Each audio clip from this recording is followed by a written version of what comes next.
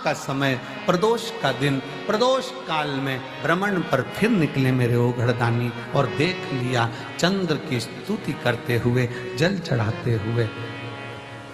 प्रदोष काल में, प्रदोष के दिन हमने पहले भी कहा कि एक दीप लगाना या जल चढ़ाना या शंकर को धतूरा चढ़ाना या चावल का दाना चढ़ाना या बेलपत्र चढ़ाना वो खाली नहीं जाता है। तुम्हारा प्रदोष के दिन, प्रदोष काल में लगाया गया दीपक एक ना एक दिन तुम्हारे घर में भी प्रकाश जरूर कर जाए, जरूर।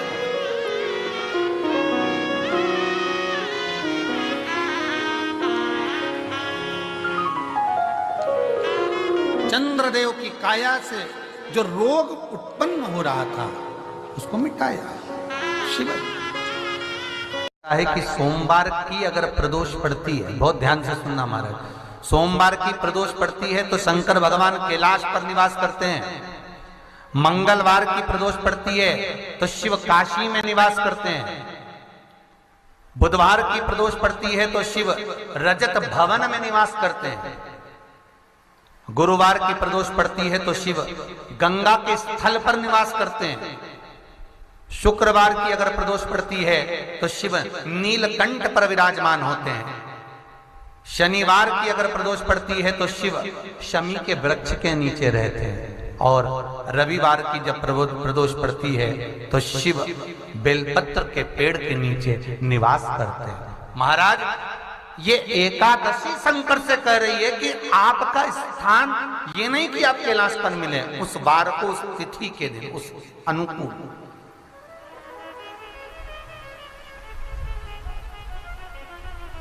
हमारे यहां कहते हैं सोमवार की जो प्रदोष पड़ती है वो इच्छा पूर्ति करती है।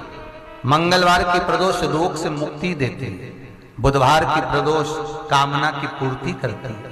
गुरुवार की प्रदोष शत्रुओं का नाश करती है। शुक्रवार की प्रदोष सुख और शांति देती है। शनिवार की प्रदोष संतान का सुख देती है। और रविवार की प्रदोष जो काम दुनिया में कोई नहीं कर सकता वो अचूक फल की प्राप्ति रविवार की प्रदोष करा देती है। महाराज ऐसी प्रदोषों का नियम वर्णन किया चाहिए। भगवान कहते ठीक है तू थोड़ी देर खड़ी हो। एकादशी सम्मुख खड़ी हुई। पार्वती जी ने जिस अंगुष्ठ का जल पीने के लिए लिया था हाथ में, बस पीने ही वाली थी, शंकर भगवान ने वही हाथ में जल लेकर एकादशी के हाथ में उसको देकर कहा ले, ये मेरे द्वारा निर्मित एक व्रत है जिसे त्रयोदशी के दिन तूने मांगा है, मैं तुझे देता हूं। आज इस व्रत का फल मैं तुझे प्रदान करता हूं। अब तू जिस जीवात्मा को लेकर जाएगी उसका पाप प्रबल नहीं होगा। किसी स्त्री, पुरुष, बालक, बुजुर्ग जो भी होगा जिसने प्रदोष का व्रत करा होगा वो जीवात्मा को तू किसी फल की कामना से नहीं स्वतः ही लेकर चली जाए। उसमें कोई कामना नहीं है। बन सके जीवन में 11 प्रदोष या 26 प्रदोष करने के बाद आप उसका उद्यापन कर कर विराम भी दे सकते। पर जीवन में एक बार प्रदोष का व्रत मौका मिले, जिस कामना से जिस दिन का भाव आपके मन में आए कि मुझे रोग से मुक्ति पाना है तो ये प्रदोष मुझे करना है, मैं रोग मुक्ति के लिए, हम मंगल जो भी आपके मन में आ रहा है, संतान प्राप्ति के लिए शनिचरी प्रदोष, आप उसका स्मरण करें। फिर लिखा शिव महापुराण में, बड़ा सुंदर लिखा वेदव्यास जी ने, मान लो आप प्रदोष का व्रत नहीं कर सकते, आप अगर व्रत नहीं कर सकते तो प्रदोष के दिन, प्रदोष काल में शाम का समय सूर्य अस्त का कुछ पल, कुछ घड़ी के पहले से लेकर बाद तक का प्रदोष काल के अंतर्गत आप शंकर जी के मंदिर में जाकर 1 लोटा पानी, 5 बेलपत्र भी अगर समर्पित करते हैं तो संपूर्ण प्रदोष का फल आपके भाग्य में प्रबल हो जाए।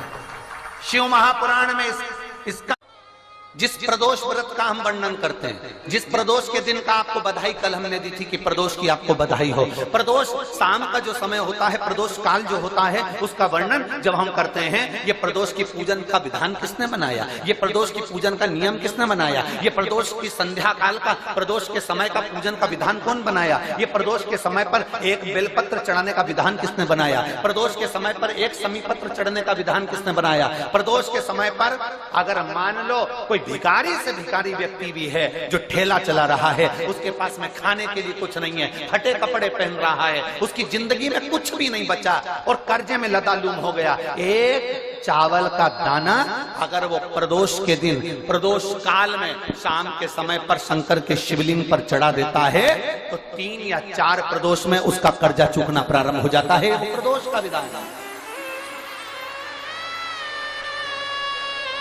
इतना ये प्रदोष का वर्णन करा किसने, इतना प्रदोष की महत्वता बताई किसने, कौन करे इतना वर्णन। अगर प्रदोष की महत्वता बताने वाला कोई है, इसीलिए मेरे शंकर भगवान माता सती को लेकर कुंभज ऋषि के यहाँ, अगस्त ऋषि के यहाँ कथा सुनने के लिए गए थे, क्योंकि उनके बराबर कोई शंकर के महत्व को बता नहीं सकता और प्रदोष के महत्व को नहीं बता सकता। सती मैया को प्रदोष का महत्व बताने के लिए शंकर सती जी को लेकर कुंभज बाबा के यहाँ गए थे, अगस्त ऋषि के, प्रदोष के महत्व को तो जानो सती तुम प्रदोष के महत्व को तो सती जानो, तुम प्रदोष के महत्व को तो सती पहचानो कि प्रदोष का महत्व क्या होता है, प्रदोष काल का महत्व क्या होता है, प्रदोष के समय का महत्व क्या होता है। जिस समय पर सूरज डूब रहा हो, चंद्र प्रकाशित हो रहा हो, दोनों का मेल हो रहा हो, ना तो पूरा सूरज डूबा है, न पूरा चंद्र आया है, न पूरा अंधेरा है, न पूरा उजाला है, उस समय को प्रदोष काल कहा गया, उस समय को प्रदोष का समय कहा, प्रदोष काल कहा। अब कई लोग हमसे कहते हैं गुरुजी आप हमको प्रदोष का समय बताया करो कि प्रदोष काल किसको कहते हैं, प्रदोष का समय किसको कहते हैं। अब एक बात हम आप सबसे कहना चाहते हैं, जितने लोग आस्था चैनल पर सुन रहे हैं, जितने फेसबुक यूट्यूब पर सुन रहे हैं और जितने रेवाड़ी की इस पवित्र धरा पर कथा को सुन रहे हैं, आप सबसे एक बात कहना चाहेंगे, अगर हम समय देखकर बताएं आपको कि शाम को 6 बजे, 6:30 बजे, 6:30 पे लेकर 7:30 के बीच में ये समय है, या 5:30 से लेकर 6:30 तक का ये समय है, या हम तुमको बोल दें कि इतनी बजे ये समय प्रदोष काल का रहेगा या इतनी बजे ये समय रहेगा, तो देखिए कभी कभी ठंड का समय आता है तो दिन जल्दी ढल जाता है, कभी कभी गर्मी का समय रहता है तो दिन बहुत लेट ढलता है। इसलिए समय की गणना से मत चलो, आप तो ये अंदाजा लगाकर रखो कि दिन ढल रहा हो, अंधेरा होना शुरू हो रहा हो, सूरज डूब रहा हो, चंद्र प्रकाशित हो रहा हो, अंधेरा अपना काम कर रहा है, सूरज ढलता जा रहा है, दिन कम होते चले जा रहा है और अंधेरा थोड़ा बढ़ते चले जा रहा है। इन दोनों का जो मिलन का समय हो, अब वो कितनी भी बजे, आप तो बस उसके मिलन का समय निकाल लो, वही समय प्रदोष काल कहलाता है, वही समय प्रदोष।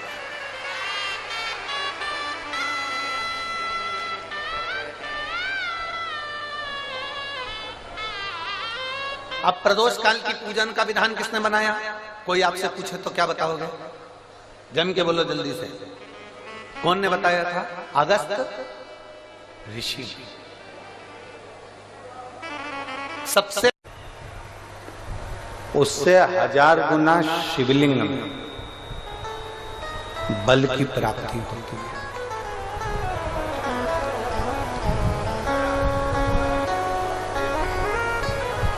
प्रदोष के दिन यदि आपको कहीं से शमी पत्र मिल जाए,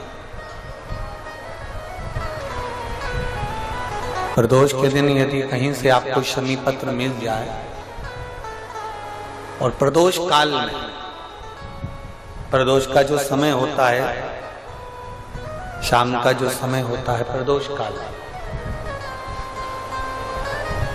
4 प्रदोष 5 प्रदोष आप कर देखिएगा कि आपका कोई काम है, कोई नौकरी के लिए आप अप्लाई कर रहे हैं, कोई समस्या बड़ी विकट आ गई है, कोई तकलीफ बड़ा गला पकड़ रहा है बेटा, कोई तकलीफ विकट आ गई है, कोई समस्या विकट आ गई है, प्रदोष के प्रदोष काल अगर एक शमी पत्र भी आप घर के शिवलिंग को, अब ये करने के लिए आपको मंदिर पे शिवलिंग नहीं जाना, अपने घर में जो शिवलिंग, चाहे वो स्फटिक का हो, पारद का हो, कंकर शंकर का हो, लकड़ी का हो, जो शिवलिंग तुम्हारे घर में, कांच का हो, चाहे वो नर्मदा के कंकर का हो, नर्मदेश्वर हो, पाषाण का हो, जो शिवलिंग चांदी का हो, सोने का हो, तांबे का हो, पीतल का हो, जो शिवलिंग तुम्हारे,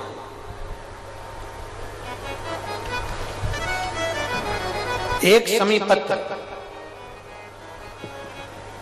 यदि आप भगवान शंकर के शिवलिंग पर समर्पित कर रहे हो और उस शमी पत्र को उठाकर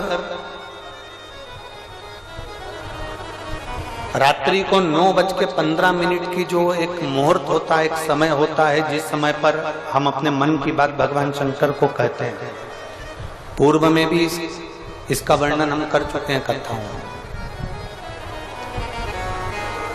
उस 9:15 पर वो शमी पत्र को उठाकर एक कागज में, एक कटोरी में उसको रख देते, 4 या 5 प्रदोष के उस शमी पत्र को अपने पास में रखिए और जिस कार्य के लिए जा रहे हो उसको जेब में ऊपर के भाग में उसको रखकर लेकर जाइए, आपका वो कार्य सफल होकर ही रहेगा, वो रुक नहीं सकता।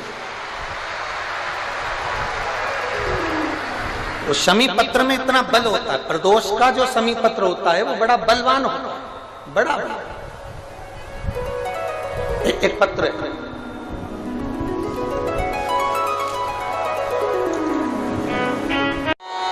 परिवार में बेटे हैं, बहुएं हैं, बेटियां हैं, सब प्रयास कर रहे हैं,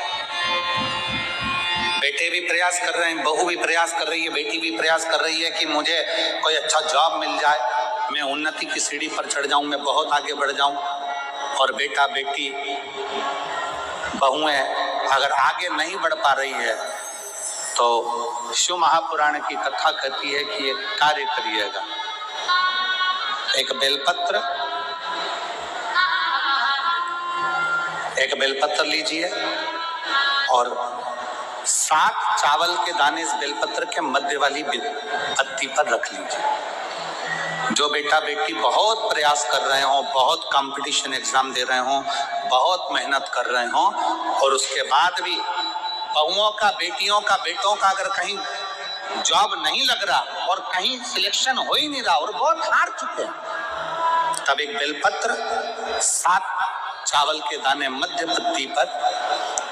पत्ती पर 7 चावल के दाने, एक घिसे हुए चंदन की गोली, उसकी एक गोली बनाए, एक गोली गोल कर शिव पिंडी जैसी, शिवलिंग जैसी गोली बनाकर उस चावल के दाने पर रख लो। एक स्थान पर रखकर घर के अंदर ही उसका पूजन कर लो। और पूजन करना है वही जो आप घर में सामग्री आपके रोली, चावल, मोली, हल्दी, उससे पूजन कर दिए से आरती कर ऐसी कैसी ही बेलपत्र अशोक सुंदरी वाली जगह पर, थोड़ा समझिएगा, अशोक सुंदरी वाली जगह मतलब जहां से पानी बह रहा है उस और इस डंडी को रखना और ऐसी कैसी पत्ती अशोक सुंदरी वाली जगह पर रख दीजिए। ये किसी भी प्रदोष के दिन या किसी भी सोमवार की अष्टमी के दिन या किसी भी विशेष शिवरात्रि के दिन आप ये एक बार केवल करना है और अपने मन की कामना कर उसको रखकर बाबा को घी का 2 दिया लगाकर आ जाना है। मेरा भोलेनाथ आपका हाथ पकड़कर आपको कंपटीशन एग्जाम में विजय दिलाएगा। पर मेहनत करना नहीं छोड़ना, परिश्रम करना नहीं छोड़ना, संघर्ष करना मत छोड़ना। अपनी मेहनत को 4 गुना करना है, अपने परिश्रम को 4 गुना करना है, अपने कर्म की लगन को बढ़ाना है। जितने घंटे पढ़ाई करते थे उससे 2 घंटा और बढ़ाओ, जितनी मेहनत करते थे उससे 4 घंटा की मेहनत और बढ़ाओ। और साथ में 7 अक्षत, एक चंदन, पीले चंदन की एक शिवलिंग जैसी आकृति, छोटा सा शिवलिंग जैसा भाग रखकर घर में उसका पूजन कर कर, घी का दिया से आरती लगाकर, बाबा की आराधना कर कर, दिल से कामना कर कर बाबा से वो ले जाकर ऐसे कैसा ही पत्ता अशोक सुंदरी वाली जगह, अशोक कुंज सुंदरी की जगह जानते हो? ये जो जगह है, ये जो जगह दिख रही है, मेरा निवेदन है चैनल वालों से थोड़ा उसको दिखाने का प्रयास करें। ये जो जगह है, ये शिवलिंग है, इधर शिवलिंग है, और शिवलिंग के साइड में जो जगह होती है जहां से पानी बहता है उसको अशोक सुंदरी की जगह कहते हैं। तो इस स्थान पर इस बेलपत्र को, इस बेलपत्र की डंडी पानी बहते समय, बेलपत्र की डंडी है वो पानी बहने के स्थान पर हो, उसको रख दीजिए। 2 घी के दिए लगाकर, और घी के दिए का स्मरण करें। दोनों दिए गोल बत्ती के नहीं होंगे, दोनों दिए लंबी बत्ती के नहीं होंगे। जो 2 दिए आप लगाएंगे, एक गोल बत्ती का होगा, एक लंबी बत्ती का होगा। गोल बत्ती क्या बोलते हैं यहाँ पर? फूल बत्ती, यहाँ फूल बत्ती बोलते, तो गोल बत्ती मतलब फूल बत्ती, और लंबी बत्ती, लंबी वाली बत्ती। 2 दिए लगाना है, एक जगत जननी का, एक बाबा विश्वनाथ का। दोनों दिए आप रखकर बाबा को प्रार्थना कर कर दिल से आइए, मेरा शंकर आपकी कामना पूर्ण करेगा। और पत्र व्यासपीठ पर जरूर आए।